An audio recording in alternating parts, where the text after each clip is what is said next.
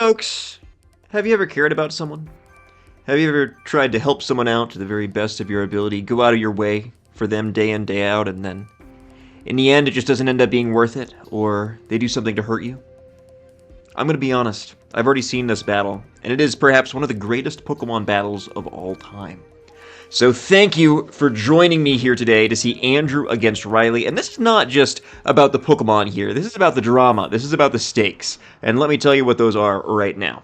So basically, the winner of this Pokemon battle has a chance to top the group. In order for Andrew to top the group here, Andrew needs to win by 3 Pokemon or more. Otherwise, Riley will top the group. So if Andrew wins by 2 Pokemon, then that means Riley tops the group.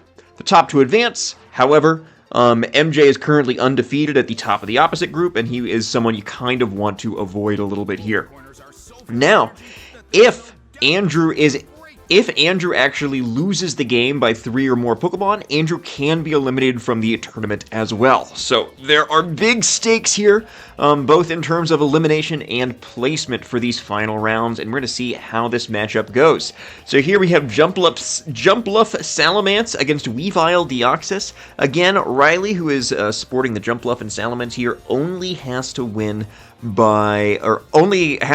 avoid losing by too big of a margin here, and does have explosion potential on turn 1, but Weavile and Deoxys, I think, are going to be a little bit more proactive than the stuff we see on Riley's side of the field here. So this is an interesting one. Last time out, Riley was able to pull off the win, but this lead is very, very aggressive from Andrew's side with Weavile and Deoxys, and he's got the big speed advantage to lead us off here. So we see a Psycho Boost into Salamence, nothing done to stop it, and Salamence just goes down. So that is one piece off the board from Riley's end of the field. We still haven't seen the Weavile and the Jumpluff move. I don't know who's going to be faster between the two. That is Life Orb Deoxys with Download. Weavile's going to be faster with no Sun Up for Jumpluff's Chlorophyll. Weavile is able to outspeed and will likely be outspeeding for the foreseeable future, as Tailwind is not able to be put up here. So this is all of a sudden just a really, really difficult situation for Riley here, because they don't have any offensive threats on the field. Jumpluff doesn't have an attacking move. Jumpluff basically has to switch out or struggle, which is a very difficult prospect here. Clefable does have Weather Ball and Redirection. However, Weather Ball is not going to do a lot without Sun being up. Overall, just a very, very difficult spot here. It's going to be interesting to see how Riley repositions. You'd expect Drought Typhlosion to be in the back for Riley. So do you switch it in for Jumpluff? If you do that, you could risk taking a big hit from the Deoxys as Typhlosion switches in. Do you follow me with the Clefable? If you do that, you risk getting taunted, and then you can't support your Typhlosion in upcoming turns. So it is going to be interesting to see what Riley selects here. Andrew definitely, I think, adapted to the first time these two trainers faced and led off really well in this situation here. So yeah, we are going to see what Riley ends up going for. I think... that makes a lot of sense. You don't want to struggle with the Jumpluff, and I don't think Weavile has many moves to actually threaten the Typhlosion as it switches in. Deoxys, on the other hand, has a lot that it can do, so that is kind of the really spooky thing here. So Clefable's going to go for Follow Me. Are we going to see a taunt into the Clefable? Deoxys can hit it with a Low Kick or a Psycho Boost. It goes for Psycho Boost again. How much is this going to be able to do to the Clefable? Okay, Clefable hangs up. Clefable took that really well. I forgot to see turn 1 if this was a special attack or attack boost, but Clefable is going to get taunted, which is kind of the big issue there. So you can no longer Follow Me and redirect attacks with that Clefable, which is kind of the issue, because that means Typhlosion potentially is taking 2 hits now from these Pokemon before it can move. Deoxys, though, has lost a lot of special attack, only has Low Kick, as a physical attacking option, which you assume isn't going to do a ton into the Typhlosion. So Riley could potentially switch out the Clefable for Jumpluff, try and get some speed online, or Riley could just go for Heat Waves and Weather Balls, trying to just pressure Andrew's slot. So this is kind of the first turn of the game where I would say the majority of the offensive pressure is actually in Riley's favor. I think Andrew had a fantastic start And it took Riley a long time for momentum to kind of reclaim momentum in this match. So Typhlosion is fully healthy, which is the good news, and yeah, basically Typhlosion needs to KO 4 Pokemon here, which is definitely possible, but it's going to be interesting to see. Let me see. Okay, so now we're going to cut ahead. Weavile is going to switch out, which is a little bit surprising here. Weavile is going to switch out for Electivire. Typhlosion switches out. That one really surprises me. I thought Typhlosion would be going on the offense here, but it seems not. So Jumpluff's coming in for Typhlosion. Clefable's staying on the field. Sun is actually not up because this is going to be a Cloud 9 Electivire. So another Psycho Boost coming out into the Jumpluff. Deoxys is, I think, at like -6 special attack. And Clefable is forced to attack here, goes for Weather Ball. This is going to be a normal type 50 base power Weather Ball, and it does not quite pick up. The thing is, that is actually not a fire type move because Andrew drafted the ability Cloud9 for this Electivire. This is a tournament where we drafted not only Pokemon, but moves and abilities as well. And so Electivire, I think, was able to keep that Deoxys alive by switching in here, which is, yeah, really interesting. So Deoxys still can get off one more attack. However, it's basically, yeah, it's kind of out of gas here. With you can just see it's doing less and less damage every turn. Still did a bit to Jumpluff, but probably can't 2-hit KO it after that additional special attack drop. So it'll be interesting to see if Andrew goes on the offense or if Andrew tries to preserve the Deoxys. Again, an important thing is for Andrew to top the group, Andrew's going to have to win by 3. And so if Deoxys goes down, that means Andrew cannot lose another Pokemon if he wants to top this group. Of course, maybe Andrew just wants to secure qualification, is just going for the win. We will see. So it looks like Deoxys is going to go down. Jumpluff is going to survive, which is not ideal, I think. We don't see any sort of Protect or anything of the like from Electivire. That means Jumpluff should be going next. It is not taunted. It is going to go for Tailwind now. So that means if Typhlosion comes in, it can be the fastest thing on the field.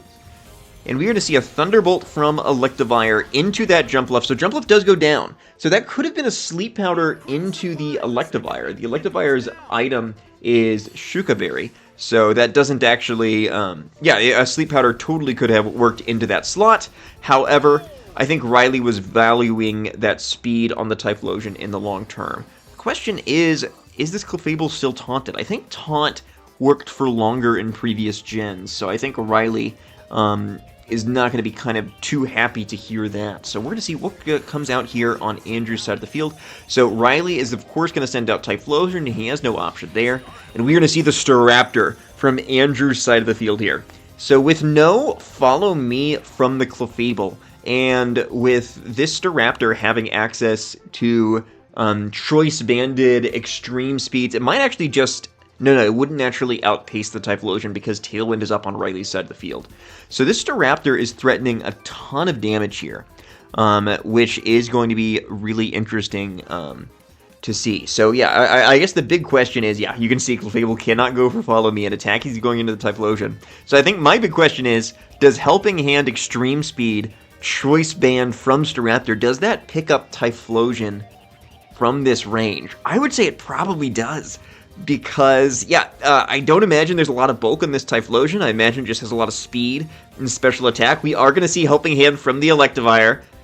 If Typhlosion goes down, I think Andrew's going to be able to top this group. We are going to see Extreme Speed. And it goes into the Typhlosion, and it knocks it down. There you go.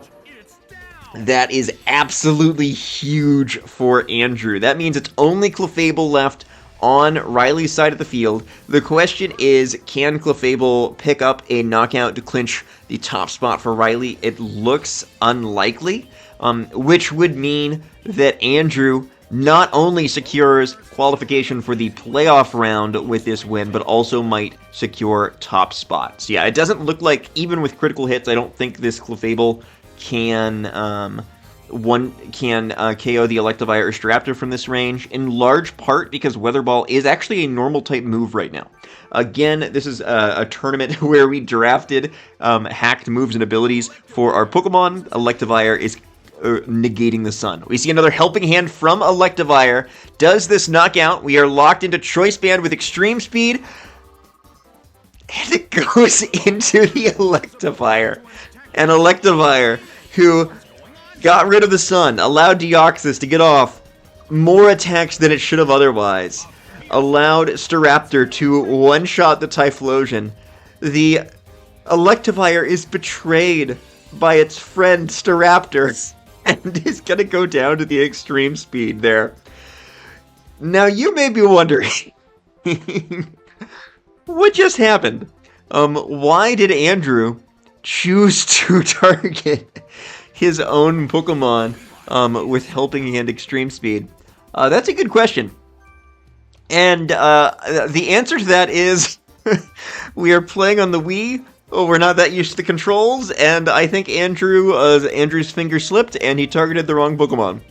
So we are going to see, though, Weavile come in and fake out this Clefable, and we are going to see an attack from the, I was going to say Electivire, but Electivire is not around anymore. Staraptor is going to actually be able to finish off the Clefable, so Andrew is going to win 2 Pokemon to 0 in this game. However, because I believe in the first game, oh gosh, what are our tiebreaker rules even? So I believe that these two teams finished even on differential, if I'm not mistaken. There's going to be a league table. No. So basically, if Andrew won by 3, they would have finished even on differential. However, Andrew would have, based on head-to-head, finished top of the group. However, since Riley ends up with a higher differential here, Riley advances. So this was just a misclick by Andrew, and it actually does determine the matchup that we are to see in semifinals. So MJ has already clinched top spot in the other group. We were going to see Rain against Sun if Riley finished second. However, now if we are going to see that matchup, it will have to wait until finals. Yeah, just a crazy game, a funny misclick, and rest in peace, Electivire. Alright, we are on to our second game of the show here. We have MJ against Alexa. MJ has been absolutely destroying this tournament. MJ is 5-0 so far, the only team to reach 5 wins in both sides of the bracket. And basically, MJ just has, I think, just the best speed control in the tournament. I think is kind of the big thing that I've noticed with MJ's team, with Swift Swim on Amistar and Water Spout able to threaten big damage, and then also kind of a really strong Trick Room mode with Jirachi and Hariyama. MJ just has been able to catch out a lot of different teams on both sides of the speed tier. And basically, the context here for this game is Alexa needs to win to stay in the tournament. That doesn't matter so much for MJ, but Alexa needs to win this game in order to stay in this tournament. Not only that, but Alexa needs to win and also catch up to me on differential. But basically, if Alexa wins, there's a decent chance that she will be able to catch up to me on differential if I end up losing my own match. So yeah, Alexa's really just fighting for her own tournament life here. A win will do pretty much in any way will do. If she wins by 2, that will guarantee a loss from me, will put her through. And so we are going to see Darkrai Azelf against Hariyama and Jirachi. So basically, against K and I, this is, I think, the lead that Alexa discovered was just the absolute strongest she had for this tournament. We have plus and minus on Darkrai and Azelf, and this is choice specs on Darkrai, taunt on Azelf. And so basically, for the most part, this guarantees that Alexa is able to stop Trick Room, especially against K and I, because a Dark Pulse from Darkrai could OHKO either one of our Trick Room setters, and Azelf could taunt to kind of bypass a fake out here. The big question is, does Jirachi actually live a Dark Pulse? This is Generation 4, so Jirachi has a Steel typing, which helps it survive maybe a little bit more than either my Cresselia or K's Mesprit. So we're going to see a fake out onto the Azelf. So Darkrai is going to get to attack. This is choice specs plus minus boosted. We're going to see Roar of Time here. So that does not KO. That is going to be resisted. I think Dark Pulse might have been more damage there. I think Alexa just wanted to see Roar of Time at some point in the tournament. Darkrai, that's not a hacked move, by the way. Darkrai just learns that naturally. I'm not certain if Dark Pulse would have gotten there, because Dark Pulse would have been neutral. It would have been stab, but it's not as much base power. So I think, I have a hunch that Jirachi actually would have been able to survive a Dark Pulse had it come its way. But now Darkrai actually can't do anything for this turn and could get KO'd by Hariyama. So yeah, I mean, this is kind of the issue for Alexa's team here, is I think Alexa's team is really good at stopping opposing Trick Room, especially with Azelf Darkrai. Those two Pokemon are just really difficult for Trick Room setters to kind of deal with, and usually you have to give up a Pokemon in order to set Trick Room. However, MJ really didn't have to pay that cost here, and now Alexa's going to have to fight in Trick Room for the next 4 turns. We're going to see a Slacking enter the field. This is Skill Swap on Slacking. So next turn it can potentially slow down one of MJ's Pokemon if it targets correctly. The unfortunate thing is the Hariyama might just be able to take it out like it does with that Darkrai right there. That is a one-shot. Darkrai, since it used Roar of Time last turn, actually could not have switched out. It had to stay on the field there. It could not protect. MJ knew this and was able to take full advantage. Jirachi's going to U-turn out. Jirachi just doesn't have... Jirachi's only attacking moves are Icy Wind, U-turn. Jirachi does have Helping Hand, but in this situation, MJ wanted to bring in a different Pokemon just to make the full use of the Trick Room turns here. So you can see we have Amistar and Dragonite here. I think Zapdos has been the star of MJ's team so far, but we do not see a Zapdos on the bench here for MJ. But I think that makes a lot of sense if MJ's going all in on Trick Room. I think that shows as well that if Alexa was able to knock out or potentially flinch that Jirachi turn 1, that Alexa might have just had the whole game there. And so I think that's why MJ chose to fake out the taunt user, because MJ, I think, was just thinking, okay, if I get Trick Room up this turn, I think I'm good to go. So we're going to see Lucario come in here. Yeah, this is Choice Scarf Lucario. This is Slacking with Skill Swap, but it does have Truant as well. So basically, I think either of these Pokemon can just be one-shot by the Hariyama here with a close combat. I would not expect either Pokemon to survive. However, the Pokemon might be able to survive an attack from the Amistar potentially. And so it is kind of just a question of who does MJ target down? Is Alexa able to keep a resource active? And I think if Slacking is able to get off a skill swap here, then that could potentially leave Hariyama as a sitting duck, and maybe from that point forward, Alexa could find a way back into the game. Alexa probably is regretting actually not using Azelf to target down that Hariyama last turn, just because Hariyama looks really well suited here for the rest of the game. So we're going to see no switch to the Azelf. We are just going to see the Slacking go down basically in one hit to this close combat. Yeah, this is looking rough for Alexa. I think this may be all said and all she... I think this may be all she wrote for Alexa for this tournament here. Water Spout is going to pick up that one shot on Lucario. MJ still has got 4 Pokemon in the bag, and I think this one is all wrapped up. Alexa had a great tournament, though.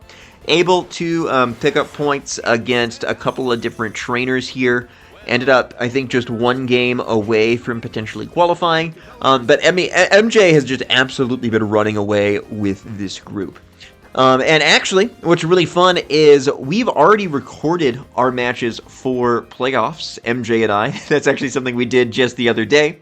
And so MJ will be here to talk about all of the playoff games with me on kind of both sides of the bracket. MJ had such a great tournament run so far in this initial group that I think you're really going to love to hear his insights into the rest of the tournament as well. And we had a lot of fun talking through it. So Azelf is going to go down to a close combat there, and that is going to be the game. That was a critical hit, which probably did matter there, but Amistar presumably could have picked up the KO after that. MJ is through to the knockout rounds, not having lost a game thus far in the tournament. We're going to see if the opposite side of the bracket can give him a little bit more trouble. And that actually is going to confirm all of our playoff contenders. As you can see, we now have 4 teams clinched for the playoffs. We know the order in which they will appear in as well. So, also, I will say the match between myself, and Kay. You can see that's already filled in on this table. Basically, after the match with MJ and Alexa, we just elected to not play that match. Kay decided that they wanted to get the tournament to kind of move on, and so they just ended up forfeiting that match. That means we only have one game left, and that is going to determine who gets third place in our Group 1, the red group. We've got Charpie against Britain. That's a really fun one, so make sure to stay tuned.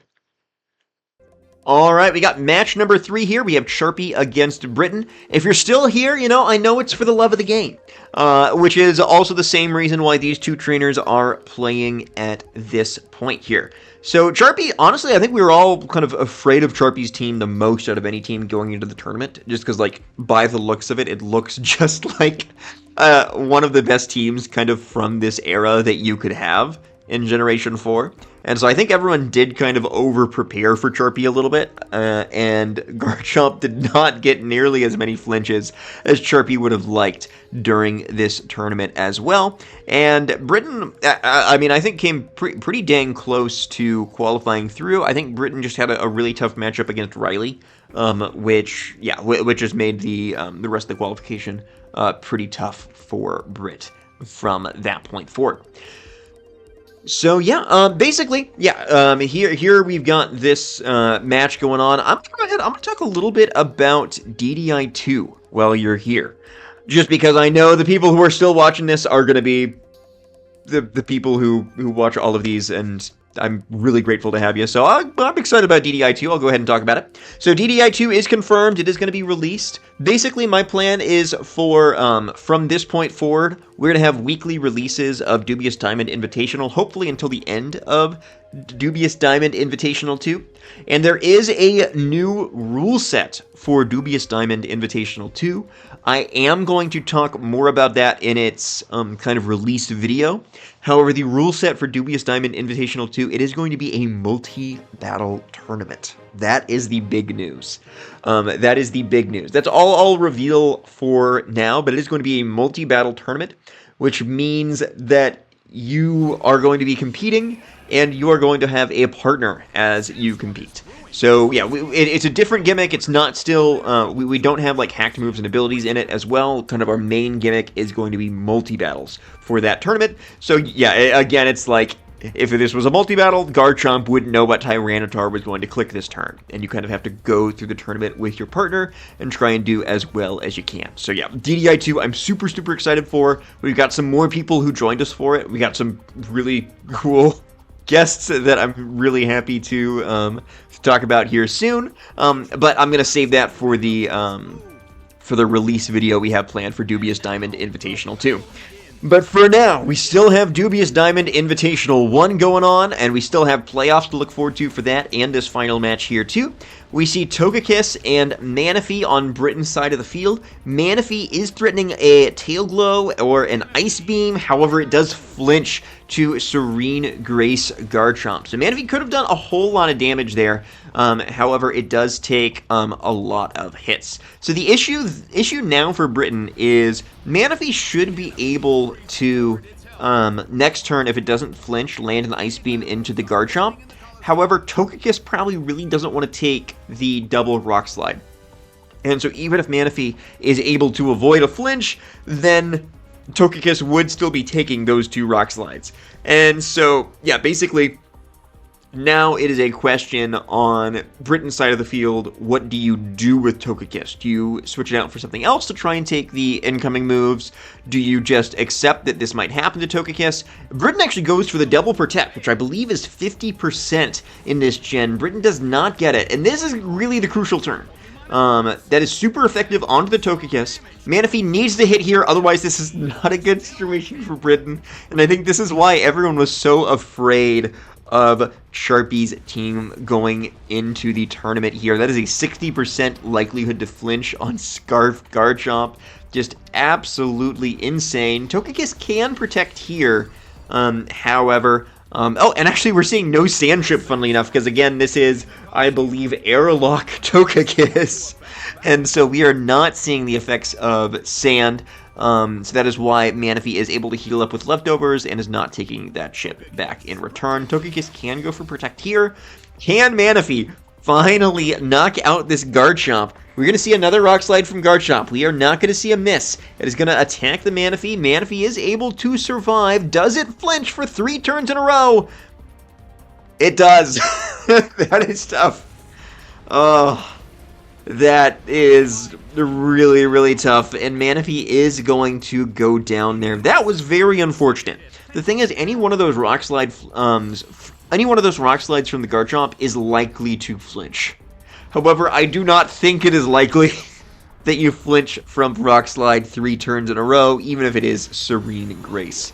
So yeah, I mean, just Serene Grace Garchomp, absolutely terrifying, especially if there's nothing on your team that is able to outspeed it. It is just a really, really spooky Pokemon to have to go up against, truly.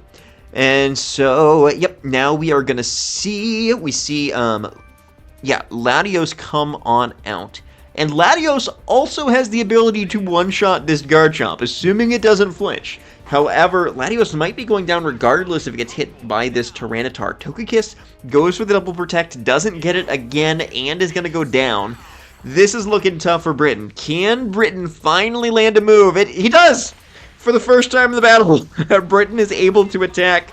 Garchomp goes down in one shot. However, that means Latios, for the rest of the time it has on the field, is going to be at 1.5 special attack, and it may, unfortunately, not have very long left. We're going to see what this Tyranitar does with its turn. It's going to be Pursuit.